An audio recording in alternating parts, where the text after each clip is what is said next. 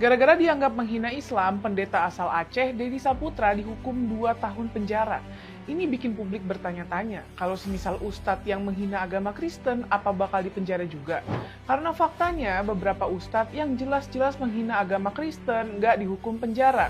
Kasus ini bermula dari sejumlah video yang diposting Deddy Saputra lewat akun TikToknya pada Oktober 2025.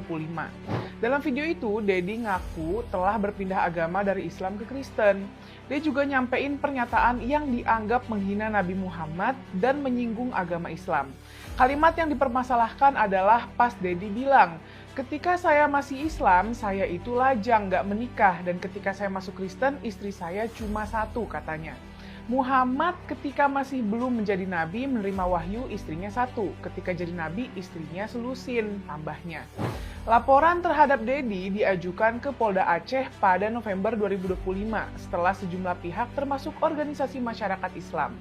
Setelah penyelidikan, polisi menangkap Deddy di Kabupaten Bengkayang, Kalimantan Barat pada Februari 2026 dan membawanya ke Aceh untuk diproses hukum. Jaksa mendakwa Deddy menggunakan pasal 301 ayat 1 Undang-Undang Nomor 1 Tahun 2023 tentang KUHP Junto Undang-Undang Nomor 1 Tahun 2026 tentang penyesuaian pidana. Pasal itu mengatur tindak pidana yang berkaitan dengan penghinaan terhadap agama, kepercayaan, atau kehidupan beragama. Dalam sidang tuntutan pada Juni 2026, Jaksa Penuntut Umum meminta Majelis Hakim menjatuhkan hukuman 4 tahun penjara. Masa penahanan yang sudah dijalani dikurangkan dari hukuman dan terdakwa tetap ditahan. Pada 10 Juli 2026, Majelis Hakim yang diketuai Fauzi memutuskan bahwa Deddy terbukti bersalah sesuai dakwaan primer. Hakim akhirnya menjatuhkan hukuman 2 tahun penjara. Masa tahanan yang sudah dijalani diperhitungkan sebagai pengurangan hukuman. Deddy tetap berada dalam tahanan.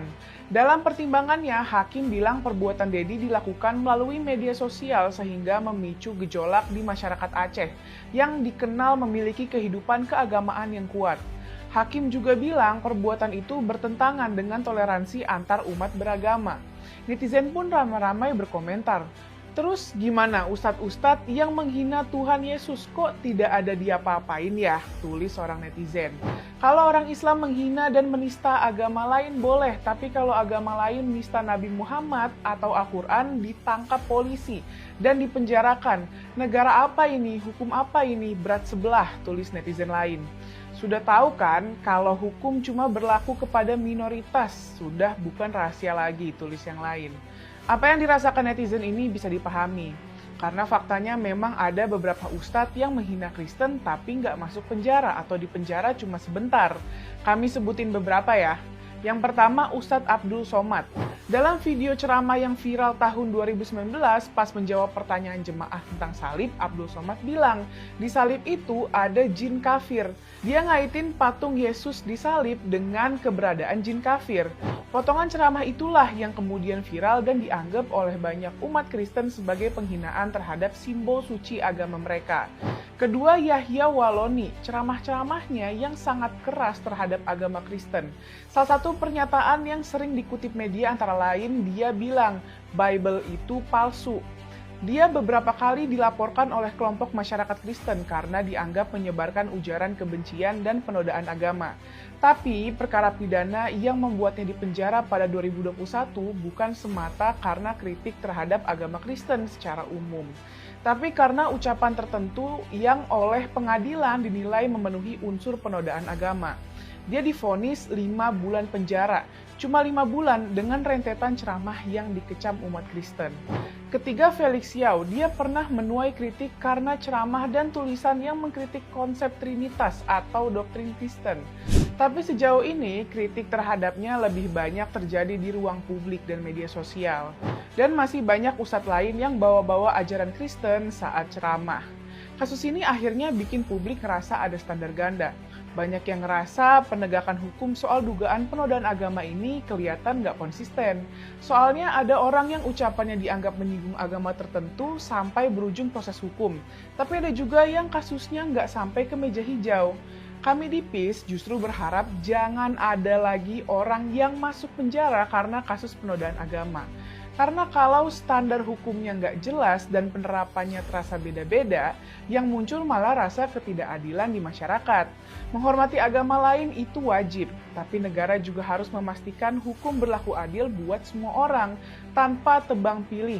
Jangan sampai aturan yang seharusnya menjaga kerukunan malah jadi sumber perdebatan baru, karena dianggap hanya tajam ke sebagian orang, tapi tumpul ke yang lain. Yuk jaga terus toleransi di Indonesia. Ya, Shalom, Assalamualaikum, Om Swastiastu, Namo Buddhaya, salam kebajikan, dan salam cinta damai dari saya, Perianto Zamasih. Nah, Bapak Ibu, Saudara-saudari dimanapun berada pada kesempatan sore hari ini, di channel kita ini, kita akan terus menyuarakan tentang kebenaran dan keadilan. Ya, karena bagi saya bahwa kebenaran tanpa takut dan kasih tanpa kompromi. Jadi artinya Bapak Ibu Saudara-saudari bahwa apapun yang benar-benar terjadi itulah yang harus kita suarakan gitu ya. Dan Bapak Ibu, dari apa yang kita sudah saksikan, di mana ada sebuah berita ya, di mana ada seorang pendeta, ada seorang hamba Tuhan yang berasal dari Aceh. Beliau dulunya juga seorang muslim yang taat, tetapi pada akhirnya mengambil sebuah keputusan untuk menjadi seorang pengikut Kristus. Nah, Bapak Ibu, Saudara-saudari, tentu kita percaya bahwa menjadi seorang pengikut Kristus, saya sudah sampaikan bahwa akan mengalami banyak tantangan, masalah dalam pengiringan akan Kristus, ya. Dan inilah yang sedang dialami oleh seorang hamba Tuhan, oleh seorang pendeta Dedi, Bapak Ibu Saudara-saudari ya. Dia harus dipenjara, dia harus dihukum karena konon katanya beliau ini melakukan penistaan agama. Bagi saya, Bapak Ibu Saudara-saudari, sebenarnya ini bukan hal yang baru lagi. Karena memang sebelum-sebelumnya banyak juga hamba-hamba Tuhan, banyak juga pendeta-pendeta atau mereka-mereka yang menyampaikan kebenaran tentang firman Tuhan, baik itu para apologet Kristen yang kemudian memang berakhir di penjara. Ceritanya Bapak Ibu Saudara-saudari. Karena kenapa? Katanya mereka melakukan penistaan agama. Bapak Ibu Saudara-saudari, ya saya tidak terlalu tahu tentang apa yang sudah dilakukan oleh Pak Dedi ini sampai mereka ya memvonis ya Pak Dedi untuk dipenjara seperti begitu ya. Cuman kalau misalnya kita membanding-bandingkan dengan apa juga yang dilakukan oleh saudara-saudara kita yang dari Muslim, yang dengan sengaja mereka melakukan penghinaan terhadap ajaran kekristenan. Mereka seringkali memutarbalikkan firman Tuhan dan mereka seringkali menafsirkan ayat-ayat Alkitab ini ya dengan seenak udel mereka. Banyak sekali mereka, Bapak Ibu Saudara-saudari, ada Dunditan, ada Ustadz Zuma, katanya ada Kainama. Bahkan kita kan masih ingat ya, seperti apa yang diceritakan tadi, seorang Ustadz Abdul Somad yang juga pernah mengatakan bahwa di atas salib ada jin kafir. Katanya itu kan dia menyampaikan ceramah itu di ruang tertutup. Ya, bagi saya Bapak Ibu Saudara-saudari, ya ini cukup untuk membuktikan kepada kita bahwa sebenarnya undang-undang penistaan agama itu hanya berlaku bagi mereka yang mayoritas. Artinya ketika mereka merasa dinistakan, ketika mereka merasa dihinakan, maka siapa pelakunya pasti akan dipenjarakan. Tetapi jikalau mereka yang menjadi pelakunya, pelaku penista agama itu sendiri, ya, pelaku penghinaan ya terhadap agama orang lain, maka mereka pasti akan dibebaskan. Kan seperti begitu. Bagi saya memang ini adalah sebuah salib yang harus dipikul oleh setiap orang percaya, termasuk para hamba-hamba Tuhan dan barusan pendeta Dedi ini, Bapak Ibu Saudara-saudari. Ya memang ini adalah sebuah peristiwa yang membuat kita menjadi geli mendengarnya. Kenapa sih ya negara kita ini membuat undang-undang tetapi hanya menguntungkan mereka yang mayoritas, sedangkan yang minoritas akan menjadi korban. Bukan hanya saja soal penistaan agama, tetapi masalah keadilan, soal SKB 2 menteri yang ini juga menguntungkan mereka yang mayoritas. Karena kenapa? Karena mereka tentu mempunyai banyak jemaah, sedangkan kita yang Kristen sedikit ya jemaat kita, Bapak Ibu Saudara-saudari. Sehingga ketika kita mau membangun ya rumah ibadah yaitu gereja, sulit untuk melakukannya karena terhalang di peraturan SKB 2 menteri ini, Bapak Ibu Saudara-saudari. Ya, karena memang harus memenuhi persyaratan, harus ada 60